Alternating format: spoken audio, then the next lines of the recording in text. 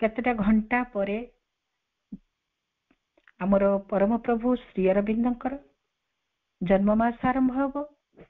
ଏଇ ଦିବ୍ୟ ମାସରେ ଆମେ ନିଜକୁ କିଭଳି ଭାବରେ ପ୍ରସ୍ତୁତ କରିବା, ଆମ ସମଗ୍ର ଚେତନାକୁ କିଭଳି ଭାବରେ କୃତଜ୍ଞତାରେ ତାଙ୍କ ପାଖରେ ସମର୍ପଣ କରିବା, ନିଜକୁ ପ୍ରସ୍ତୁତ କରିବା। ପ୍ରତ୍ୟେକଟି ମୁହୂର୍ତ୍ତ ମା ଆମର ଏଇ ସମଗ୍ର ଚେତନାର ସମର୍ପଣ ସମ୍ପର୍କରେ କହୁଛନ୍ତି।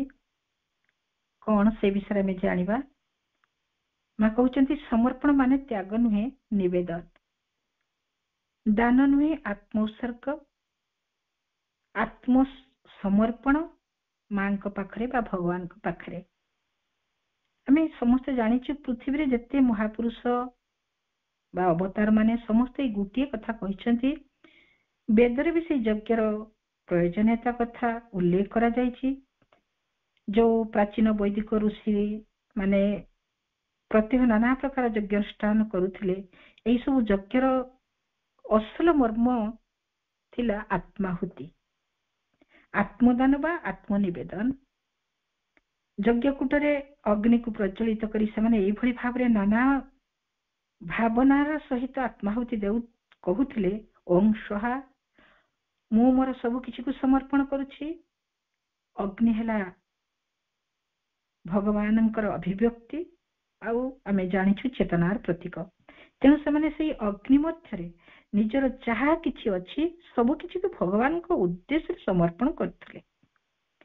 ଗୀତାରେ ବି ଆମେ ଜାଣିଛୁ ଶ୍ରୀକୃଷ୍ଣ କହୁଛନ୍ତି ମାମ୍ ଏକଂ ଶରଣଂ ବ୍ରଜ, ସବୁ ତ୍ୟାଗ କରି ମୋର ଶରଣ ନିଅ। ଉପନିଷଦରେ ବି ସେଇ କଥା, ତେନ ତକ୍ତେନ ଭୁଞ୍ଜିଥା, ଅର୍ଥାତ୍ ଆତ୍ମତ୍ୟାଗ ଦ୍ୱାରା ତୁମେ ଆତ୍ମାକୁ ଉପଭୋଗ କରିବ। ପୁଣି ଶ୍ରୀରାମକୃଷ୍ଣ ବି ସେଇ ଅର୍ଥରେ କହୁଥିଲେ, ବକଲମା ଲେଖିଦିଅ, ଅର୍ଥାତ୍ ମୋ ଉପରେ ତୁମର ସବୁ କିଛିର ଭାର ସମର୍ପଣ କର, ତାହେଲେ ମୁଁ ତୁମର ସବୁ କିଛି କରିଦେବି। ଯୀଶୁଖ୍ରୀଷ୍ଟ ଅନ୍ୟାନ୍ୟ ଖ୍ରୀଷ୍ଟିଆନ ସାଧୁମାନେ ମଧ୍ୟ ପ୍ରାୟ ଅନେକାଂଶରେ ଏହିପରି କଥା କହିଛନ୍ତି। ଆମେ ସମସ୍ତେ ଜାଣିଛୁ, ସମସ୍ତେ କହନ୍ତି ଯେ କେବଳ ନିଜର ଚେଷ୍ଟାରେ ବିଶେଷ କିଛି କରିବା ସମ୍ଭବ ନୁହେଁ, ତେଣୁ ସେହି ଉଚ୍ଚତର ଶକ୍ତି ପାଖରେ ନିଜକୁ ଦେଇଦେବାକୁ ହୁଏ।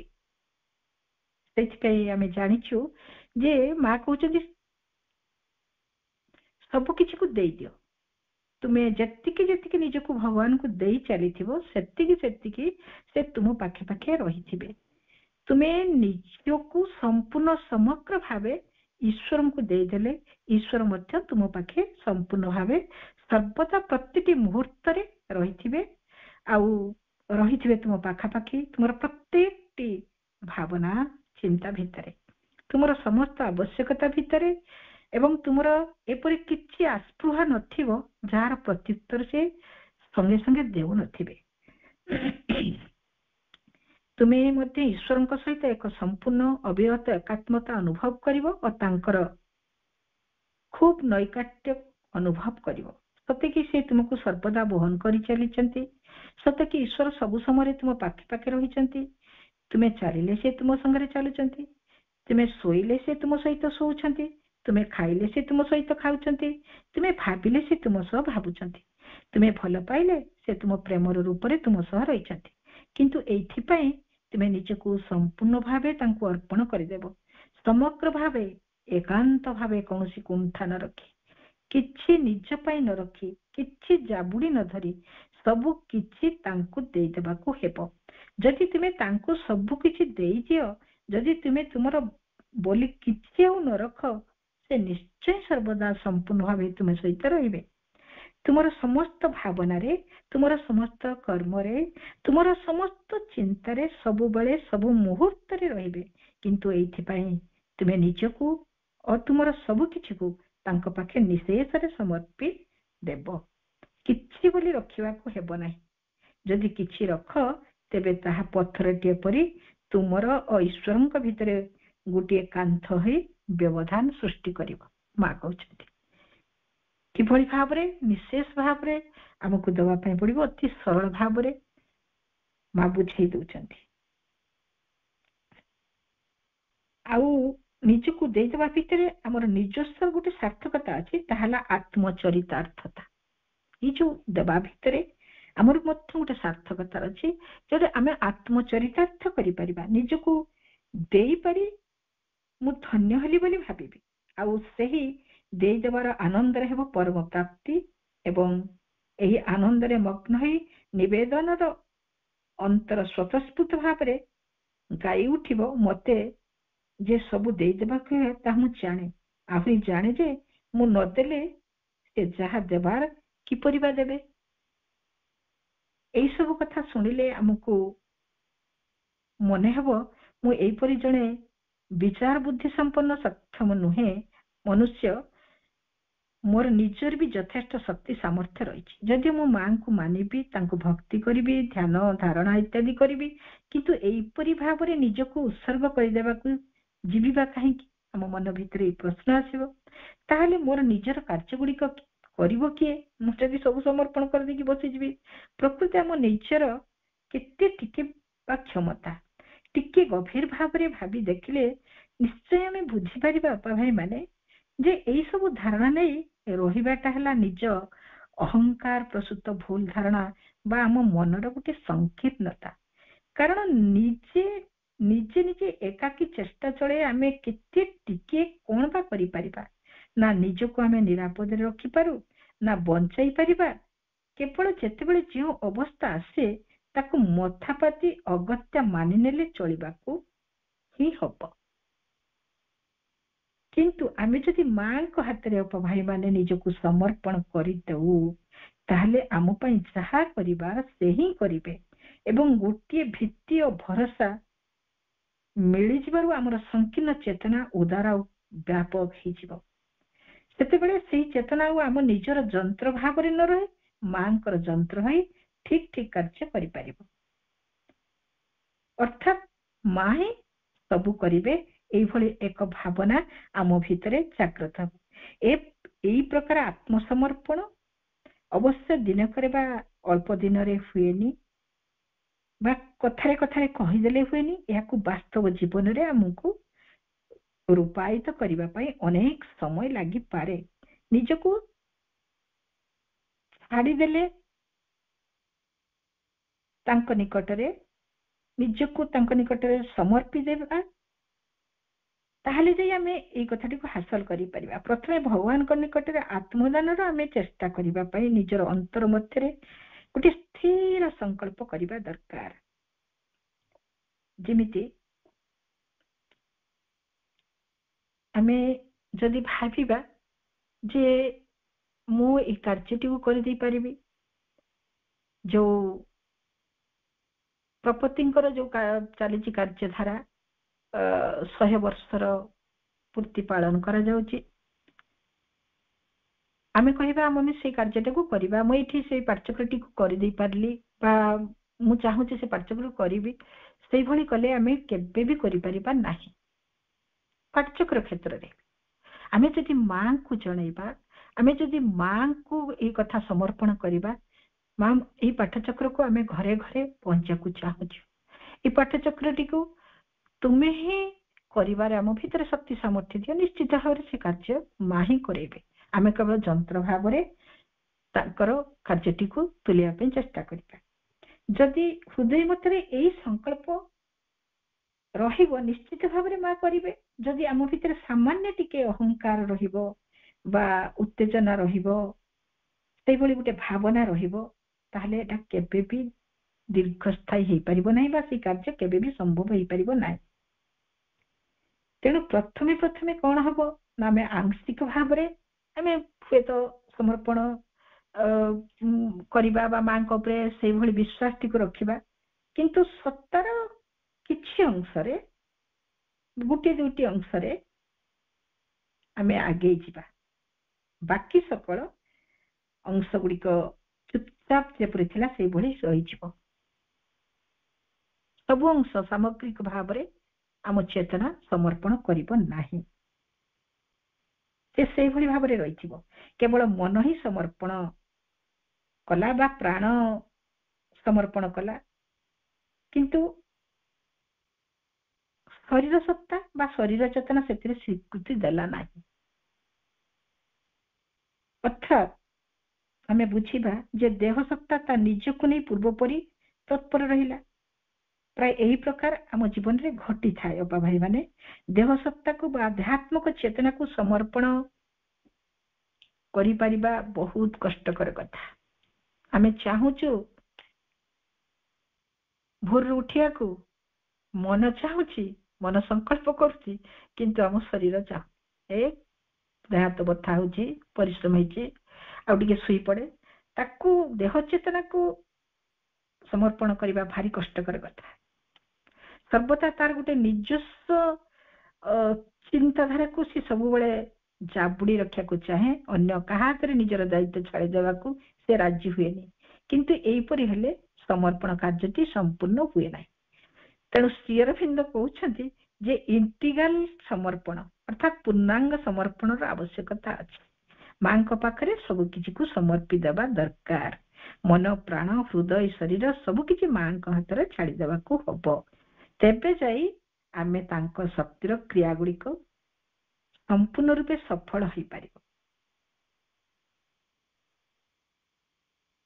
ଆମ ମଧ୍ୟରେ ନୂତନ ଚେତନା ଓ ନୂତନ ରୂପାନ୍ତର ଆଣିପାରିବ। ଏହି କାର୍ଯ୍ୟ ସ୍ୱଭାବତଃ ହିଁ ଅନେକ ସମୟରେ ସମୟ ଲାଗେ। ତେଣୁ ଏଥିରେ ବ୍ୟସ୍ତ ହେଲେ ଚଳିବନି, ଧୈର୍ଯ୍ୟ ଧରି ଏହାକୁ ଅପେକ୍ଷା କରିବାକୁ ପଡିବ, ଯେତେ ସମୟ ଲାଗୁନା କାହିଁକି। ଆମେ ଯେମିତି ସେଇ ଗପ ଜାଣିଛୁ, ଜଟା ଛିଣ୍ଡେଇକି ଯେମିତି 2 ଜଣ ସାଧୁ ତପସ୍ୟା କରୁଥିଲେ। ନାରଦକୁ ଏଇ ଗପ ଆମେ ବାରମ୍ବାର ଶୁଣୁଛୁ। ଅଧୈର୍ଯ୍ୟ ହେଇକି ଜଣେ ଜଟା ଛିଣ୍ଡେଇକି ଚାଲିଗଲେ, ଆଉ ଜଣେ କହୁଛନ୍ତି, ଆଉ ଜଣେ ସାଧୁ ଯେ ନାରଦ ଯେତେବେଳେ ତାଙ୍କୁ କହୁଛନ୍ତି ଗଛରେ ଯେତେ ପତ୍ର ଅଛି, ଯେବେ ସେ ପତ୍ର ସବୁ ଝଡି ପଡିବ ସେବେ ଯାଇକି ଭଗବାନଙ୍କୁ ଦର୍ଶନ ହବ। ସେଠି ସେ ଆନନ୍ଦରେ ବିହଳିତ ହେଇକି ଗଡୁଛନ୍ତି ଯେ ଯାହା ହଉ ଏ ଗଛର ପତ୍ର ଯେତେ ଅଛି ଦିନେ ଝଡି ପଡିବ, ପ୍ରଭୁ ତ ପ୍ରତିଶ୍ରୁତି ଦେଇଛନ୍ତି ଯେତେ ଡେରି ହେଲେ ହେଉନା କାହିଁକି ସେ ମତେ ନିଶ୍ଚିତ ଦର୍ଶନ ଦେବେ। ଏଇଭଳି ଏକ ଧୈର୍ଯ୍ୟ ତା ଭିତରେ ଥିଲା ବୋଲି ଭଗବାନଙ୍କୁ ସେ ଦର୍ଶନ କରିପାରୁଛନ୍ତି। ଆଉ ଯେତେବେଳେ ଭଗବାନ ଆସିକି ତାଙ୍କ ଆଗରେ ଛିଡା ହେଇଯାଉଛନ୍ତି, ନାରଦ ପ୍ରଶ୍ନ କରୁଛନ୍ତି, ଆରେ ଇଏ ତ କହୁଥିଲେ ଆପଣ ଇଏ ତ ବହୁ ଜନ୍ମର ତପସ୍ୟାର ଫଳ ପାଇବା ପରେ ଯାଇକି ଆପଣଙ୍କ ଦର୍ଶନ ପାଇଥାନ୍ତା, କିନ୍ତୁ ହଠାତ୍ ଆପଣ ଆସିକି ପହଞ୍ଚିଗଲେ, ଏ ଗଛର ପତ୍ର ତ ଗୋଟିଏ ବି ଝଡିନି, କ୍ଷଣିକ ଭିତରେ କେମିତି ଏଟା ସମ୍ଭବ ହେଇପାରିଲା? ପ୍ରଭୁ ହସିକି କହୁଛନ୍ତି, ଦେଖ ତା ଭିତରେ ଯୋଉ ବିଶ୍ୱାସ, ତା ଭିତରେ ଯୋଉ ସମର୍ପଣ ଭାବନା, ତା ଭିତରେ ଯୋଉ ଭାବ ଭକ୍ତିର ଗୋଟେ ମୋର୍ଚ୍ଚନା, କ୍ଷଣିକ ଭିତରେ ତାର ଜନ୍ମ ଜନ୍ମାନ୍ତରର ପାପକୁ ଧୋଇଦେଲା। ଆଉ ମୁଁ କ୍ଷଣିକ ଭିତରେ ତାକୁ ଦର୍ଶନ ଦେଇଦେଲି। ତେଣୁ ଆମ ଭିତରେ ଯେତେ ତୀବ୍ରତା ରହିବ, ଯେତେ ତୀବ୍ର ଅଭିପ୍ସା ରହିବ, ପୂର୍ଣ୍ଣ ସମର୍ପଣ ରହିବ, ସେତେ ଶୀଘ୍ର ଆମେ ତାଙ୍କୁ ପାଇପାରିବା ଆମ ଜୀବନରେ।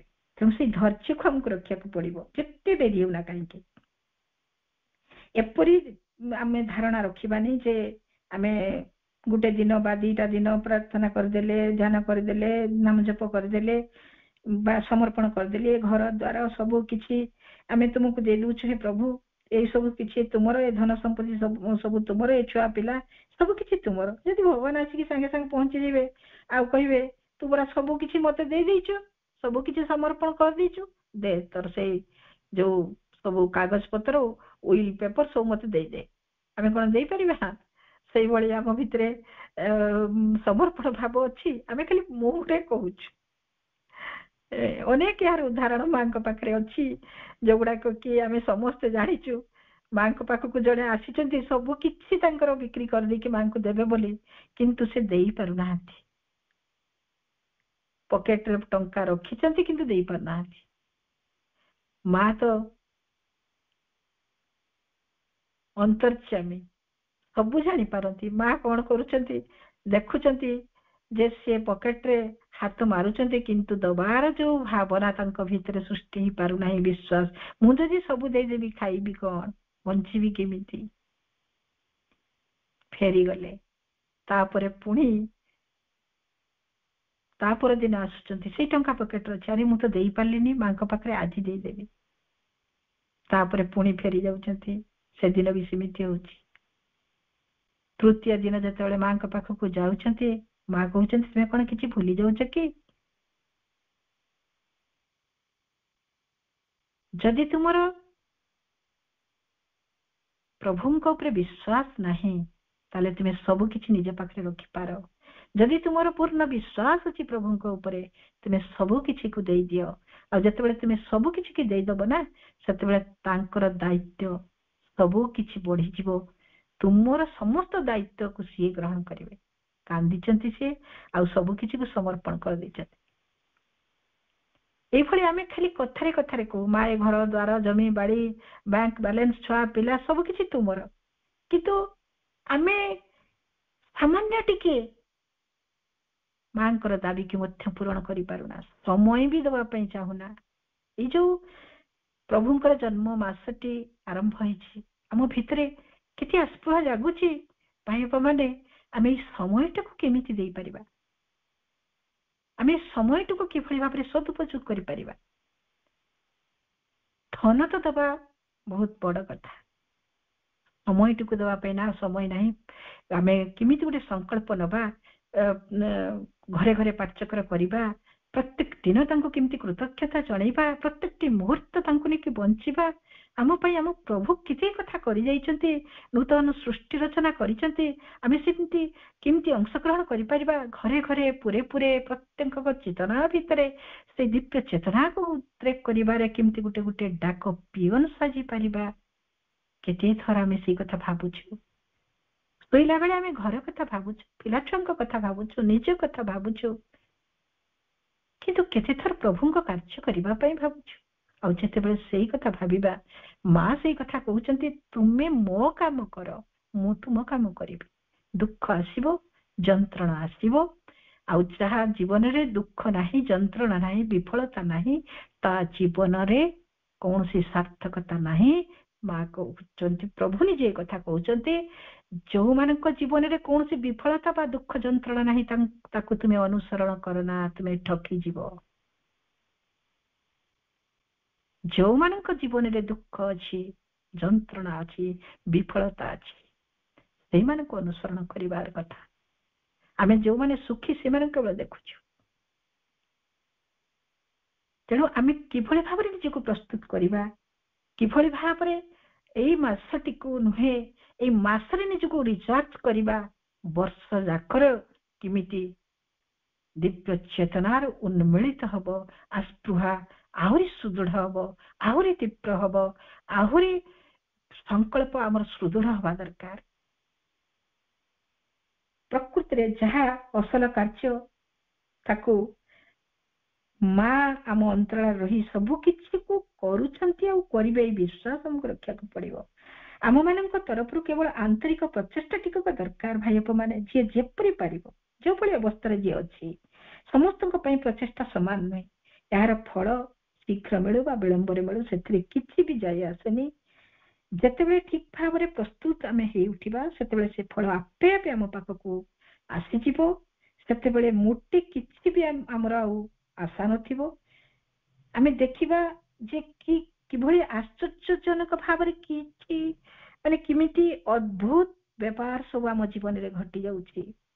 ଏଇଟା କେବଳ ମା କହୁଛନ୍ତି ତୁମର ଶ୍ରଦ୍ଧା ଆଉ ବିଶ୍ୱାସ ଉପରେ ଏଇଟା ଅନେକ ନିର୍ଭର କରୁଛି। ମାଙ୍କର ବାଣୀ, ମା କହୁଛନ୍ତି the greater the faith the quicker the way, ଅର୍ଥାତ ତୁମର ଶ୍ରଦ୍ଧା ବିଶ୍ୱାସ ଯେତେ ତୀବ୍ର ହେବ, ଯାତ୍ରା ପଥରେ ଗତି ସେତେ ଶୀଘ୍ରତର ହେବ। ପ୍ରକୃତରେ ଭାଇପା ମାନେ ଦେଖିବାକୁ ଗଲେ ପ୍ରକୃତର ଭକ୍ତି ଆଉ ଭଲ ପାଇବାର ମାନେ ତ ହେଲା ଆମ ପ୍ରିୟ ଆରାଧ୍ୟଙ୍କ ପାଖରେ ନିଜକୁ ସମର୍ପି ଦେବା, ଆମ ଦିବ୍ୟ ଜନନୀଙ୍କ ପାଖରେ ପ୍ରେମମୟୀ ମାଙ୍କ ନିକଟରେ ନିଜକୁ ସମର୍ପି ଦେବା, ଆମ ଅହଙ୍କାରକୁ ଦୂରେଇ ଦେଇ ନିଜକୁ ତାଙ୍କ ନିକଟରେ ବିକ୍ରି କରିଦେବା, ସମ୍ପୂର୍ଣ୍ଣ ରୂପେ ଉତ୍ସର୍ଗ କରିଦେବା। ସେତେବେଳେ ନିଜ ଉପରୁ ଆମର ଆକର୍ଷଣ କମିଯିବ, ତାଙ୍କ ଆଡକୁ ଆକର୍ଷଣ ବଢିଯିବ। ଆଉ ଏଇ ଭକ୍ତି ଆଉ ଭଲ ପାଇବା ଯେତେ ଗଭୀର ଆଉ ଊର୍ଦ୍ଧ୍ୱମୁଖୀ ହବ, ସେତେ ଅଜ୍ଞାନର କଳା ପର୍ଦ୍ଦା ସବୁ ଘୁଞ୍ଚି ଯାଇ ଉପଲବ୍ଧିର ଆଲୋକ କ୍ରମଶଃ ଉଜ୍ଜଳରୁ ଉଜ୍ଜଳତର ହେଇ ଫୁଟି ଉଠିବା ଆମ ଭିତରେ। ଏହା ମଧ୍ୟ ସ୍ୱାଭାବିକ ଭାବରେ ଆମ ଭିତରେ କାର୍ଯ୍ୟ କରିବ। এইটা হচ্ছে ଆମ ଆନ୍ତରିକତାର ସାର୍ଥକତା। ଭାଇ ବାପା ମାନେ ଆମେ ଦେବାର ଅର୍ଥ ବୁଝିଛୁ, ଦେଇଦେବା ନୁହେଁ। ଦେବାର ଅର୍ଥ ହଉଛି ପାଇବା। ଦେଇପାରିବା ମାନେ ହିଁ ଅସଲ ପାଇବାର ଯୋଗ୍ୟତା ହାସଲ କରିପାରିବା। ଆମେ ଯେତେ ଯେତେ ଦେବା ନା ସେତେ ସେତେ ପାଇବା। ଯେତେ ଯେତେ ନିଜକୁ ଦେଇପାରୁଥିବା, ମା ମାଗୁନାହାନ୍ତି ଆମକୁ ସେଇଭଳି କିଛି ଧନ ସମ୍ପତ୍ତି। ମା କେବଳ ଆମ ପାଖରୁ ଚାହୁଁଛନ୍ତି କଣ ଚାହୁଁଛନ୍ତି? ଆମ ନିଜକୁ ସମ୍ପୂର୍ଣ୍ଣ ରୂପେ ଯୋଉଭଳି ଅବସ୍ଥାରେ ଆମେ ଅଛୁ ସମ୍ପୂର୍ଣ୍ଣ ରୂପେ ଦେଇଦେବା।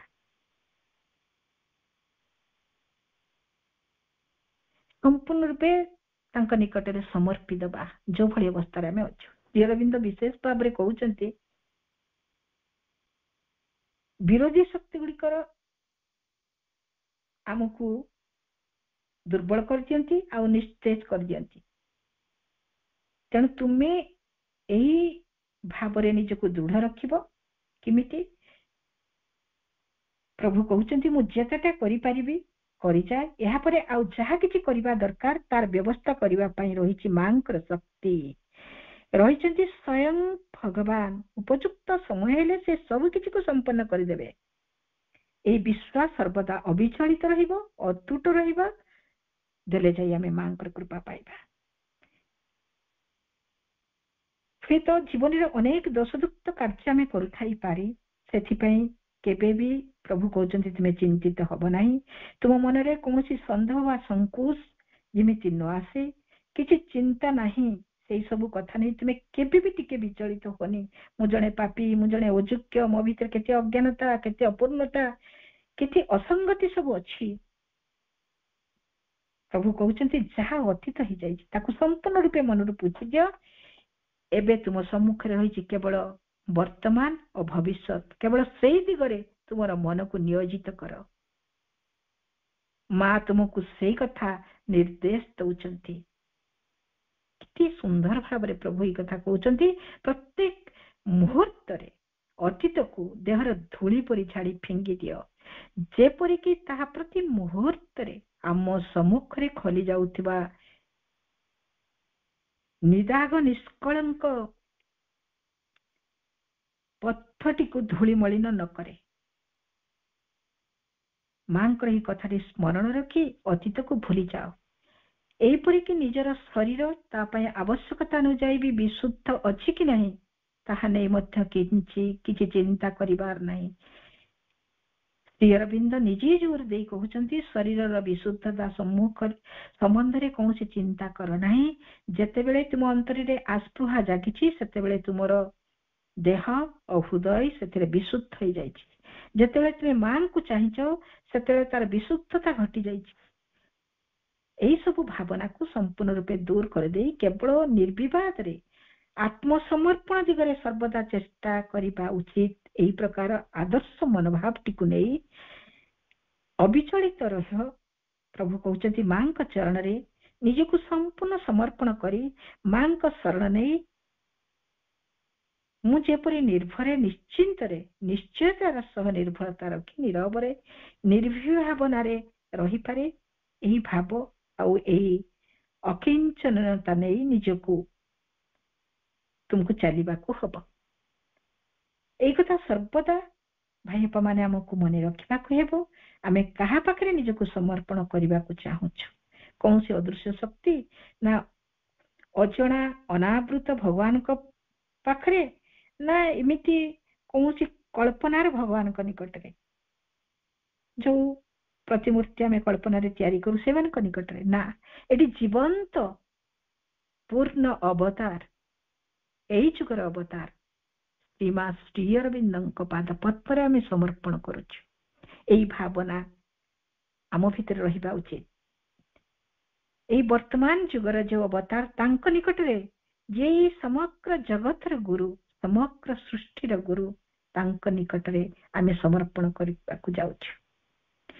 ତେଣୁ ଯିଏ ସ୍ୱୟଂ ଜଗନ୍ମାତା ସଶରୀରେ ଆମ ନିକଟକୁ ଓହ୍ଲେଇ ଆସିଥିଲେ ଏବଂ ଆମରି ନିକଟରେ ଆମରି ଭଳି ଖାଇଲେ, ଖେଳିଲେ, କଥା କହିଲେ, ଜୀବନ ବଞ୍ଚିଲେ, ଦୁଃଖ ଯନ୍ତ୍ରଣା ବାର୍ଦ୍ଧକ୍ୟ ମୃତ୍ୟୁକୁ ବରଣ କଲେ, ତାଙ୍କରି ନିକଟରେ ସେଇ ଦିବ୍ୟ ଜନନୀଙ୍କର ପାଦ ପଦ୍ମରେ ଆମେ ସମର୍ପଣ କରୁଛୁ। ଏଇଭଳି ଏକ ଭାବନା ଆମ ଭିତରେ ସବୁବେଳେ ଜାଗ୍ରତ ରହିବା ଦରକାର।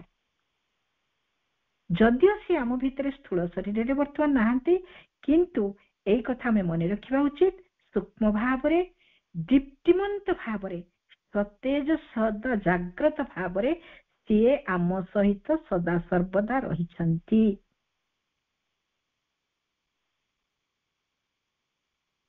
ଆମେ ଦେଖିବାକୁ ନ ପାଇଲେ ମଧ୍ୟ ସେ ସର୍ବତ୍ର ଅଛନ୍ତି।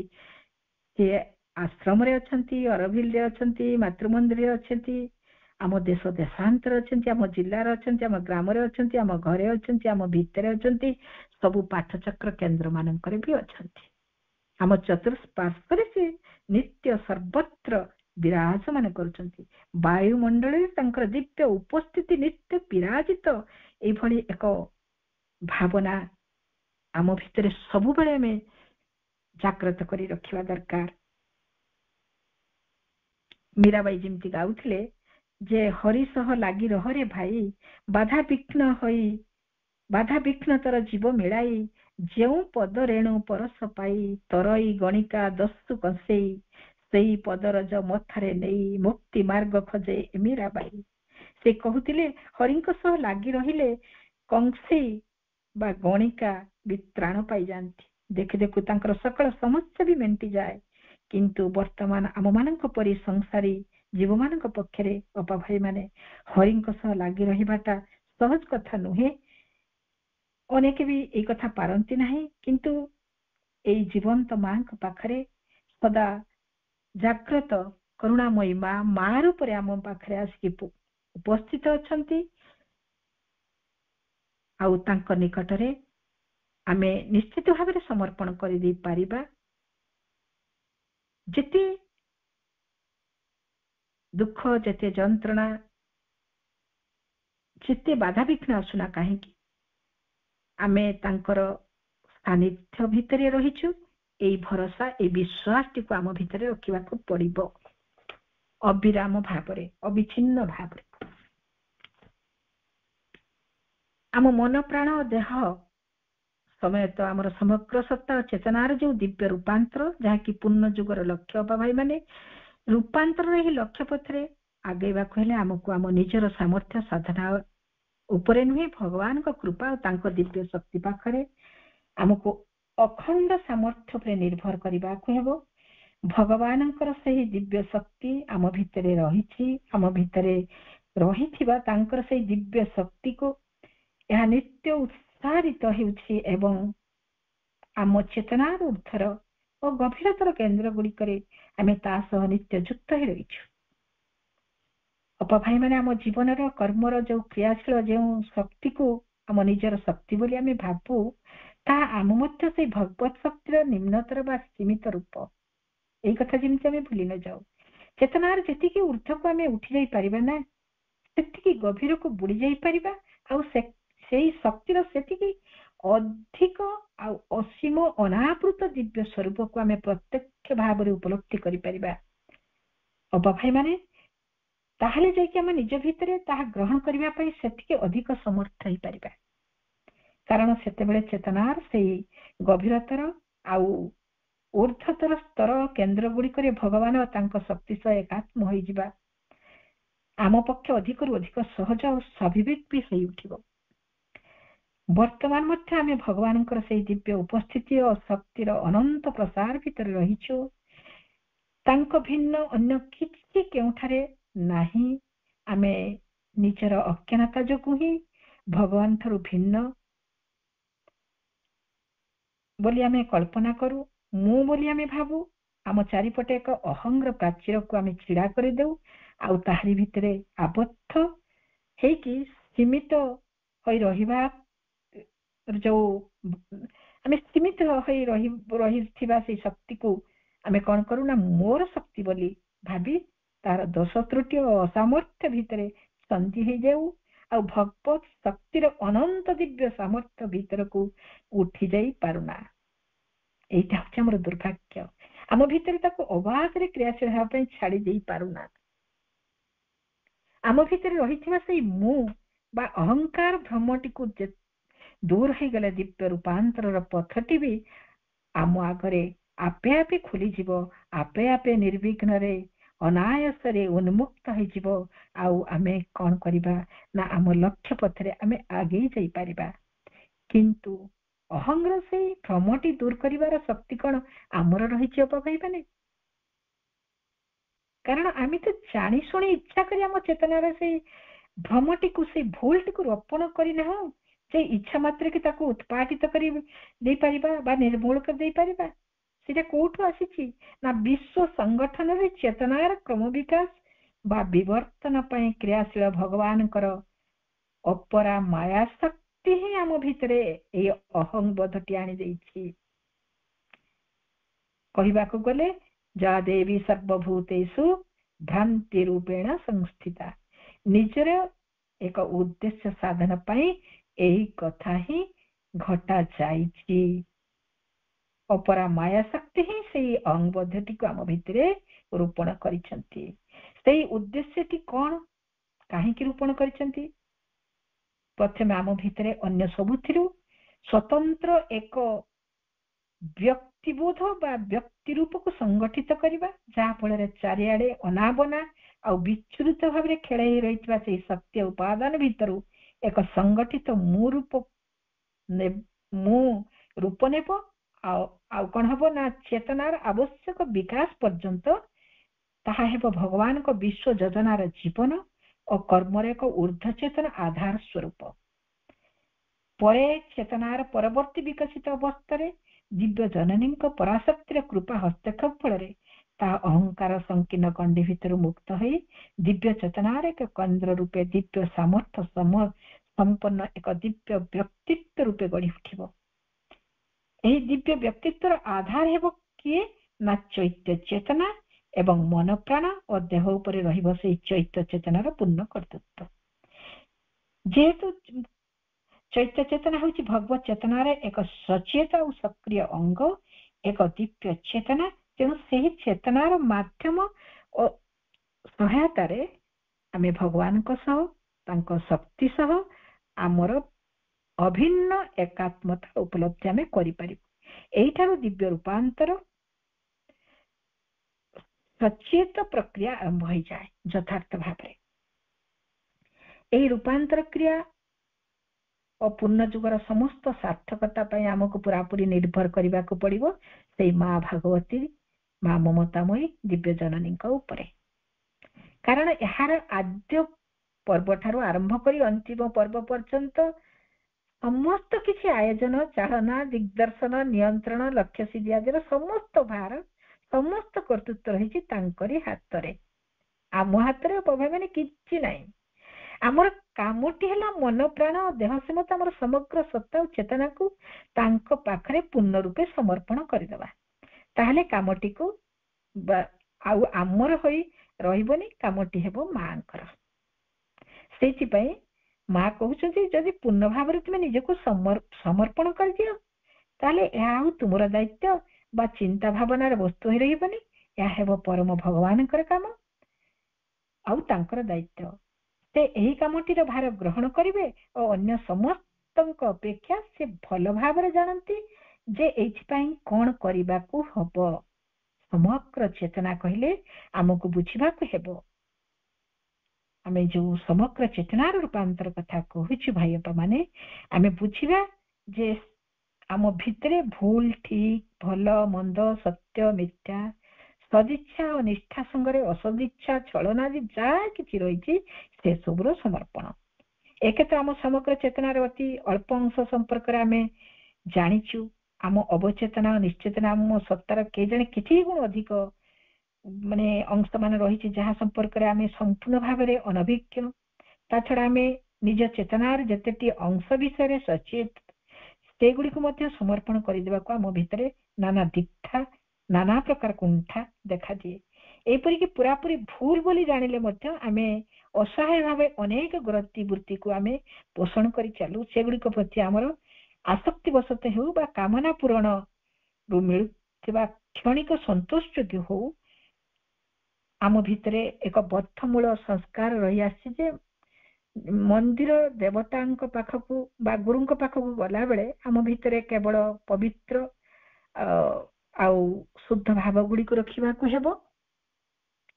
ସେତେବେଳେ କୌଣସି ଭୁଲ ବା ଅଶୁଦ୍ଧ ଭାବକୁ ସ୍ଥାନ ନ ଦେବା ପାଇଁ ସେଗୁଡିକୁ ଚାପି ଦମନ କରି ରଖିବା ପାଇଁ ସଚେଷ୍ଟ ହେବା ଉଚିତ, ଚେଷ୍ଟା କରିବା ଉଚିତ। କିନ୍ତୁ ସେହିପରି କଲେ ସେଗୁଡିକୁ ଦୂର କରିବା ପାଇଁ ତାହେଲେ ଦେବତାଙ୍କର ଗୁରୁଙ୍କର ବା ଅନ୍ତରସ୍ଥ ଦିବ୍ୟ ଉପସ୍ଥିତ ଶକ୍ତିର ଆଲୋକ କେମିତି ପଡିବ?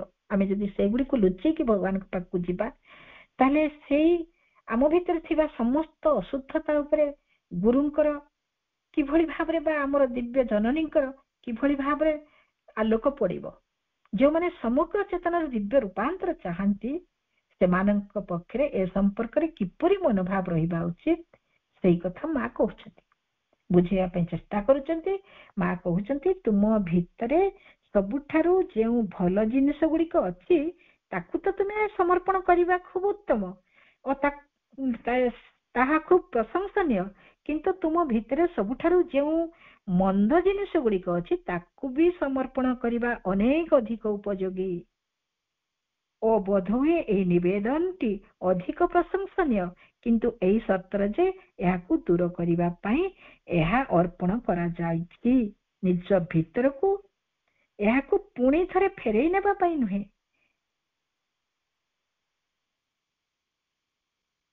କେତେ ମାନେ ସୁନ୍ଦର ଭାବରେ ମା ଏ କଥା କହୁଛନ୍ତି। ଆମେ ଭଲ ଗୁଣ ଗୁଡିକ ଦେଇଦେବା ପ୍ରଶଂସନୀୟ କଥା ମା କହୁଛନ୍ତି, କିନ୍ତୁ ଆମ ଭିତରେ ଯୋଉ ଅପୂର୍ଣ୍ଣତା ଅଛି, ଯୋଉ ସବୁ ଅଜ୍ଞାନତା ଅଛି ସେଇଗୁଡିକ ମଧ୍ୟ ସମର୍ପଣ କରିବାକୁ ପଡିବ।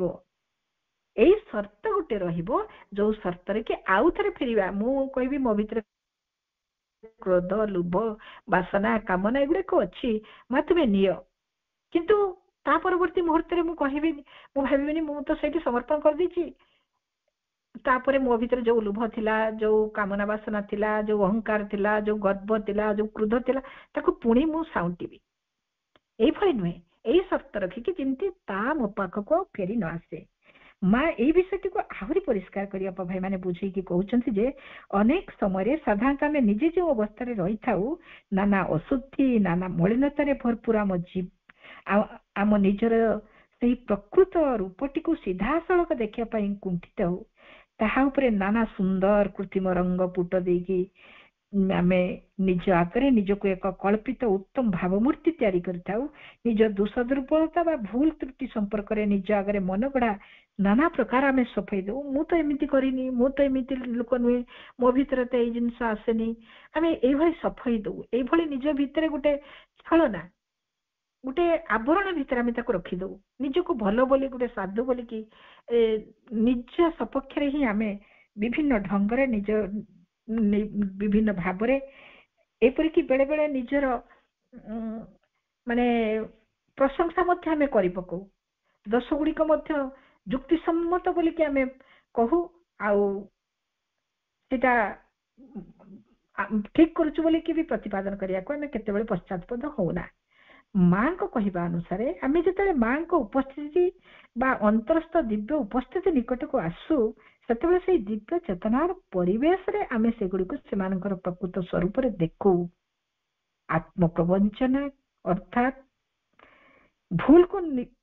ଭୁଲକୁ ଠିକ ଭାବିବାର ଓ ଦୋଷକୁ ଗୁଣ ଭାବିବାର କୌଣସି ଅବକାଶ ନଥାଏ, କାରଣ ସତ୍ୟର ଆଲୋକରେ ସେଗୁଡିକର ମୁଖା ବା କୃତ୍ରିମ ଆବରଣ ଖସି ପଡେ। ମା କହିଛନ୍ତି ତାହା ହିଁ ହେଉଛି ସେଗୁଡିକୁ ଦୂର କରିବା ପାଇଁ ସଂକଳ୍ପ ନେବାର ସମୟ। ମାଙ୍କ ସାମ୍ନାରେ ତ ସୂର୍ଯ୍ୟଙ୍କ ଆଲୋକରେ ଯେମିତି ବର୍ଷ ବର୍ଷର ଅନ୍ଧକାର ଘର ଭିତରେ ଯେତେ ସବୁ ମଳିଆ ଆବର୍ଜନା ରହିଥାଏ, ପୋକଜୋକ ରହିଥାଏ, ଆଲୋକର ସ୍ପର୍ଶରେ ସେଗୁଡିକ ସବୁ ଦେଖାଯାନ୍ତି, ସେମିତି ମାଙ୍କ ସାମ୍ନାରେ ଆମ ଭିତରେ ଥିବା ସମସ୍ତ ଜ୍ଞାନତା, ସମସ୍ତ ମୂଢତା ଆପେ ଆପେ ପରିପ୍ରକାଶିତ ହେଇଯାଏ। ଜଣେ ସାଧକ ଥାନ୍ତି ଯିଏକି ତାଙ୍କ ଭିତରର ଭୁଲ ଭ୍ରାନ୍ତି ଗୁଡିକୁ ସେ ଯୋଉ ଲୁଚେଇକି ମାଙ୍କ ପାଖକୁ ଯାଆନ୍ତି ଆଉ ଏମିତି ପ୍ରାର୍ଥନା କରନ୍ତି ଯେମିତି ଭୁଲ ଭ୍ରାନ୍ତି ଗୁଡିକ କିଛି ମାଙ୍କ ସାମ୍ନାକୁ ନ ଯାଉ, କିନ୍ତୁ ବାରମ୍ବାର ସେଗୁଡିକୁ ଯେତେ ମାଙ୍କ ପାଖକୁ ଯାଇଛନ୍ତି ଲୁଚେଇକି, ତାଙ୍କର ଅନ୍ତରାତ୍ମା ତାଙ୍କୁ ସେଇଭଳି କରିବାରେ ମାନେ ଗୋଟେ ଗ୍ଲାନିବୋଧ ତାଙ୍କ ଭିତରେ ସୃଷ୍ଟି ହେଇଛି। ସେ ମାଙ୍କ ପାଖରେ ଯାଇକି କହୁଛନ୍ତି, ମା ମୁଁ ଏଇଭଳି ସବୁ ଭୁଲ ଭ୍ରାନ୍ତିକୁ ଲୁଚେଇଛି। ମା କହିଲା ତୁମେ ସିନା ଲୁଚେଇଛ, କିନ୍ତୁ ସେଇ ଭୁଲ ଭ୍ରାନ୍ତି ଗୁଡିକ ମୋ ସାମ୍ନାରେ ପ୍ରତ୍ୟେକ ଦିନ ଆସିକି ପରିପ୍ରକାଶିତ ହଉଥାନ୍ତି। ସେମାନେ କହୁଥାନ୍ତି ମା ଆମେ ଏଇଠି ଅଛୁ, ଆମେ ଏଇଠି ଅଛୁ। ତେଣୁ ମାଙ୍କ ସାମ୍ନାରେ ଆମେ କିଛି ବି ଲୁଚେଇ ପାରିବାନି। ତେଣୁ ମା କହୁଛନ୍ତି ମାଙ୍କ ନିକଟକୁ ଆସୁଥିବା ସାଧକ ମାନେ, ମା କହୁଛନ୍ତି ମୋ ନିକଟକୁ ଯେତେବେଳେ ସାଧକ ମାନେ ଆସନ୍ତି ସେତେବେଳେ ତାଙ୍କର ମନ୍ଦ ଗତିବୃତ୍ତି ଗୁଡିକୁ ବାହ୍ୟ ସମ୍ମୁଖ ଭାଗକୁ ଉଠି ଆସିବା ପାଇଁ ସମ୍ମତି, ହଁ ମା କହୁଛନ୍ତି ତାଙ୍କ ନିକଟକୁ ଆସୁଥିବା ସାଧକ ମାନଙ୍କୁ ମା କହୁଥିଲେ ମୋ ନିକଟକୁ ଆସିବା ବେଳେ ତୁମେ ଯଦି ତୁମ ଭିତରେ ରହିଥିବା ସମସ୍ତ ମନ୍ଦ ଗତିବୃତ୍ତି ଗୁଡିକୁ ବାହ୍ୟ ସମ୍ମୁଖ ଭାଗକୁ ଉଠି ଆସିବା ପାଇଁ ସମ୍ମତି ଦିଅ ଓ ସେଗୁଡିକୁ ନିଜକୁ ପ୍ରଦର୍ଶିତ କରିବା ପାଇଁ ଛାଡି ଦିଅ, ଯଦି ସେଗୁଡିକୁ ଅର୍ପଣ କର ଏବଂ କୁହ ଯେ ମୁଁ ପ୍ରକୃତରେ ମା ଏଇପରି, ଏବଂ ତହିଁ ସଙ୍ଗେ ସଙ୍ଗେ ଅନ୍ୟ ଉତ୍ତମ କିଛି କହିବା ପାଇଁ ତୁମର ଅଭିପ୍ସା ଥାଏ, ତାହେଲେ ସେଇ ଗୋଟିଏ ମୁହୂର୍ତ୍ତରେ ଉପସ୍ଥିତି ଅତ୍ୟନ୍ତ ଉପଯୋଗୀ ହେଇଥାଏ। ହଁ, ମାତ୍ର କେଇଟି ସେକେଣ୍ଡରେ ତୁମର ସେଇଗୁଡିକ ଦୂର କରିବା ପାଇଁ ଆବଶ୍ୟକ ସାହାଯ୍ୟ ତୁମେ ପାଇଥାଅ। ଅଥଚ ତୁମେ ଯଦି ଛୋଟ ସାଧୁଟିଏ ସାଜି ଆସିବ ଓ କିଛି ଗ୍ରହଣ ନ କରି ସନ୍ତୁଷ୍ଟ ହୋଇ ଚାଲିଯିବ, ତେବେ ତାର ବିଶେଷ କିଛି ଉପଯୋଗିତା ରହିବ ନାହିଁ। ମା ସ୍ଥୂଳ ଶରୀର ନେଇ ଆଜି ଆମ ଭିତରେ ନାହାନ୍ତି। ଅପା ଭାଇ ମାନେ ଶାରୀରିକ ଭାବରେ ତାଙ୍କ ନିକଟକୁ ଆସିବା ସମ୍ଭବ ନୁହେଁ, କିନ୍ତୁ ଆମ ଭିତରେ ସୂକ୍ଷ୍ମ ଶରୀର ନେଇ ସେ ନିତ୍ୟ ବିରାଜମାନ ହେଇ ରହିଛନ୍ତି। ବର୍ତ୍ତମାନ ମଧ୍ୟ ଆମେ ଚେତନାଗତ ଭାବରେ ତାଙ୍କର ଦିବ୍ୟ ସୂକ୍ଷ୍ମ ଉପସ୍ଥିତି ଆଗରେ ଆମର ସମସ୍ୟା ଓ ବାଧାବିଘ୍ନ ବିଷୟରେ, ଆମର ଦୋଷ ଦୁର୍ବଳତା ବିଷୟରେ ଜଣାଇ ପାରିବା। ଆମର ଦୃଢ ବିଶ୍ୱାସ ରହିବା ଆବଶ୍ୟକ ଯେ ଆମର ସମସ୍ତ ପ୍ରାର୍ଥନା ସେ ଶୁଣୁଛନ୍ତି ଓ ତାର ଉତ୍ତର ଦେଉଛନ୍ତି ନିଜର ଅବାରିତ କୃପା ଶକ୍ତି ଓ ଆଲୋକର ବାରି ବର୍ଷଣ କରି। ତେଣୁ ଆମେ ନିଜ ଭିତରେ କୌଣସି ଭୁଲ, କୌଣସି ଅଶୁଦ୍ଧି ଓ ଦୋଷ ଦୁର୍ବଳତା ମାଙ୍କୁ ଅର୍ପଣ କରିପାରୁ, ତାହା ଦୂର କରିବା ପାଇଁ କୌଣସି ଦ୍ୱିଧା ବା କୁଣ୍ଠା ନ ରଖି ମାଙ୍କୁ ତାହା ଜଣାଇ ପାରୁ। ତାଙ୍କ ଦିବ୍ୟ ଓ ସୂକ୍ଷ୍ମ ଉପସ୍ଥିତିକୁ ପ୍ରତ୍ୟକ୍ଷ ନ କରି ପାରିଲେ ମଧ୍ୟ ଆମେ ଅପା ଭାଇ ମାନେ ମନରେ ମାଙ୍କୁ ସ୍ମରଣ କରି ତାହା କରିପାରିବା, ତାହେଲେ ସେଗୁଡିକ ଉପରେ ମାଙ୍କର ଆଲୋକ ନିଶ୍ଚୟ ଭାବରେ ପଡିବ, ଆଉ ସେଗୁଡିକ ଦୂର ହେଇପାରିବ। ମାଙ୍କର କହିବା ଅନୁସାରେ ମାଙ୍କର ବାଣୀ ସହିତ ସାରିବା। ମା କହୁଛନ୍ତି ଦିବ୍ୟ ଚେତନା ଆପେ ଆପେ ସେହିପରି ଭାବରେ କ୍ରିୟା କରେ, ଏହା ଏକ ରଶ୍ମି ଭଳି ଆଲୋକ ଆଣିଦିଏ ଯେଉଁଠି ତାହା ନଥିଲା। କେବଳ ଯାହା ଆବଶ୍ୟକ ତାହା ହେଉଛି ଏପରି ଏକ ଅବସ୍ଥାରେ ରହିବା ଯେତେବେଳେ ତୁମେ ସେଇ ଭୁଲ ଜିନିଷଟିକୁ ଦୂର କରିଦେବାକୁ ଚାହଁ, ତାହାକୁ ଜାବୁଡି ଧରି ରଖିବାକୁ ଚାହଁ ନାହିଁ। ଯଦି ଜଣେ ଆନ୍ତରିକ ଭାବରେ ନିଜ ଭିତରୁ ତାହାକୁ କାଢି ଫୋପାଡି ଦେବାକୁ ଚାହେଁ, ତାହା ପୁରା ଅନ୍ତର୍ଧ୍ୟାନ ହୋଇଯିବାକୁ ଚାହେଁ, ତାହେଲେ ଏହା ଖୁବ ଉପଯୋଗୀ। ପଣ୍ଡିଚେରୀରେ ବୟୋଜ୍ୟେଷ୍ଠ ଶତାୟୁ ସାଧକ କେଡି ସେପ୍ଟା ସମସ୍ତଙ୍କୁ କୁହନ୍ତି ରିମେମ୍ବର ଏଣ୍ଡ ଅଫର, ସ୍ମରଣ କର ଆଉ ସମର୍ପଣ କର। ତାଙ୍କର ବିଚାର ଓ ଅନୁଭବ ସାଧନାର ଏହି ସୂତ୍ରଟି ସମସ୍ତ ସମସ୍ୟା ଆଉ ବାଧାବିଘ୍ନକୁ ଦୂର କରିବା ପାଇଁ ସବୁଠୁ ବଡ ପ୍ରତିଷେଧକ ବୋଲି ସେ କହୁଥିଲେ। ଆଉ ମାଙ୍କ ବାଣୀ ଗୁଡିକୁ ସେ ଉଦ୍ଧୃତି କରି କହୁଛନ୍ତି ସମସ୍ତ ପ୍ରକାର ଲକ୍ଷ୍ୟାନୁସରଣରେ, ତାହା ବୁଦ୍ଧି ପ୍ରଧାନ ହେଉ ବା ସକ୍ରିୟ କର୍ମ ପ୍ରଧାନ ହେଉ, ତୁମର ନୀତି ହେବା ଉଚିତ। ସ୍ମରଣ କର ଆଉ ସମର୍ପଣ କର। ତୁମେ ଯାହା ବି କର ନା କାହିଁକି ତା ଭଗବାନଙ୍କୁ ଏକ ଅର୍ପଣ ବା ନିବେଦନ ରୂପେ କର, ଏବଂ ଏହା ମଧ୍ୟ ତୁମ ପାଇଁ ହେବ ଏକ ଚମତ୍କାର ସାଧନା ଏବଂ ଶୃଙ୍ଖଳା। ଏହା ତୁମକୁ ଅନେକ ନିର୍ବୋଧ ଅର୍ଥହୀନ କାମରୁ ନିବୃତ୍ତ କରାଇବ। ଭାଇପ ମାନେ ସମୟ ହେଇଯାଇଛି, ଆଉ ମାଙ୍କର ବାଣୀକୁ ଏଇଠୁ ବିରାମ ଦେବା। ସମସ୍ତଙ୍କୁ ଧନ୍ୟବାଦ। ବନ୍ଦେ ମାତରମ୍।